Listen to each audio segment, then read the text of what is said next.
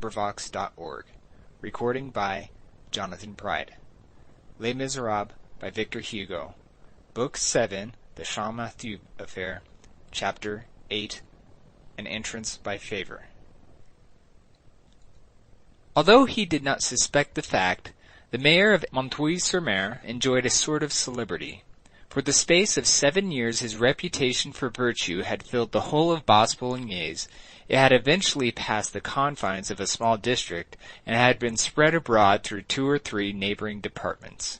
Besides the service which he had rendered to the chief town by resuscitating the black jet industry, there was not one of the 140 communes of the arrondissement of Montreuil-sur-Mer which was not indebted to him for some benefit. He had even at need contrived to aid and multiply the industries of other arrondissements.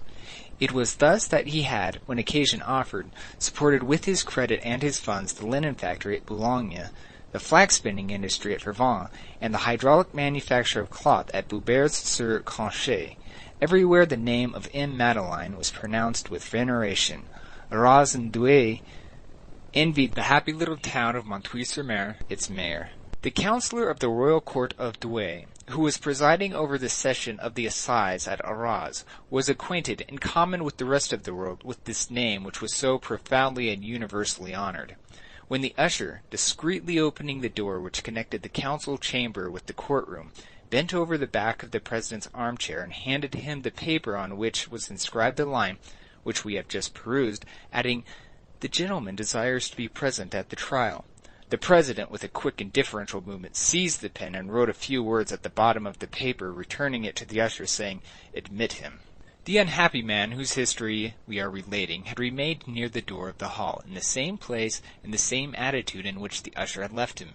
In the midst of his reverie he heard one of them saying to him, "Will monsieur do the honor to follow me?"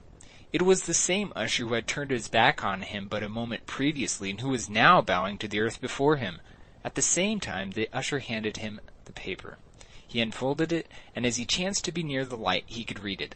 "The president of the court of assize presents his respects to M. Madeleine." He crushed the paper in his hands as though the words contained for him a strange and bitter aftertaste. He followed the usher. A few minutes later he found himself alone in a sort of wainscoted cabinet of severe aspect, lighted by 2 wax candles placed upon a table with a green cloth. The last words of the usher, who had just quitted him, still rang in his ears. "Monsieur, you are now in the council chamber. You have only to turn the copper handle of yonder door, and you will find yourself in the courtroom behind the president's chair." These words were mingled in his thoughts with a vague memory of narrow corridors and dark staircases which he had recently traversed. The usher had left him alone. The supreme moment had arrived. He sought to collect his faculties, but could not. It is chiefly at the moment when there is the greatest need for attaching them to the painful realities of life, that the threads of thought snap within the brain. He was in the very place where judges deliberated and condemned. With stupid tranquillity he surveyed this peaceful and terrible apartment, where so many lives had been broken, which was soon to ring with his name, and which his fate was at that moment traversing. He stared at the wall, then he looked at himself, wondering that it should be that chamber, and that it should be he. He had eaten nothing for 24 hours. He was worn out by the jolts of the cart, but he was not conscious of it. It seemed to him that he felt nothing. He approached a black frame which was suspended on the wall, and which contained, under glass, an ancient autograph letter of Jean-Nicolas Pache, mayor of Paris and minister, and dated, through an error no doubt, the 9th of June of the year 2, and in which Pache forwarded to the commune the list of ministers and deputies held in arrest by them.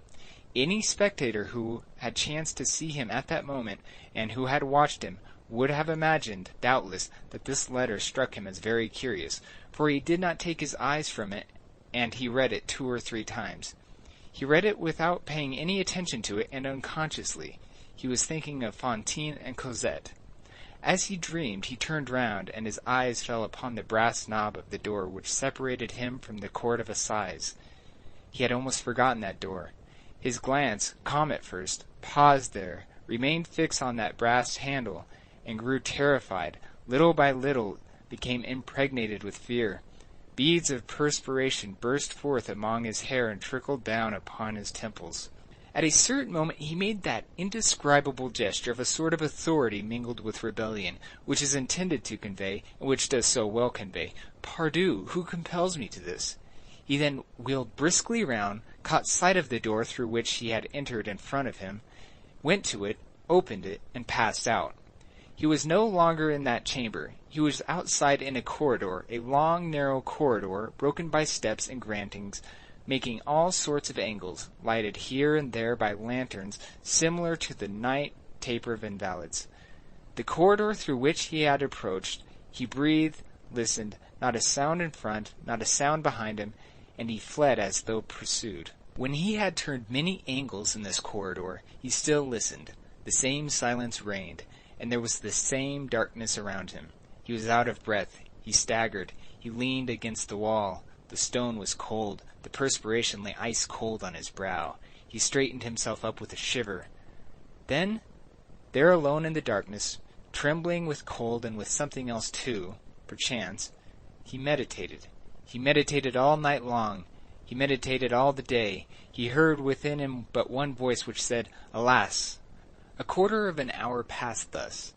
At length he bowed his head, sighed with agony, dropped his arms, and retraced his steps. He walked slowly as though crushed. It seemed as though someone had overtaken him in his flight and was leading him back. He re-entered the council chamber. The first thing he caught sight of was the knob of the door. This knob, which was round and of polished brass, shone like a terrible star for him. He gazed at it as a lamb might gaze into the eye of a tiger. He could not take his eyes from it. From time to time he advanced a step and approached the door. Had he listened, he would have heard the sound of the adjoining hall like some confused murmur, but he did not listen, and he did not hear.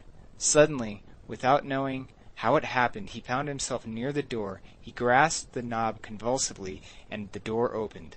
He was in the courtroom. End of Book 7, Chapter 8, An Entrance by Favor. Recording by Jonathan Pride of Morrison, Colorado.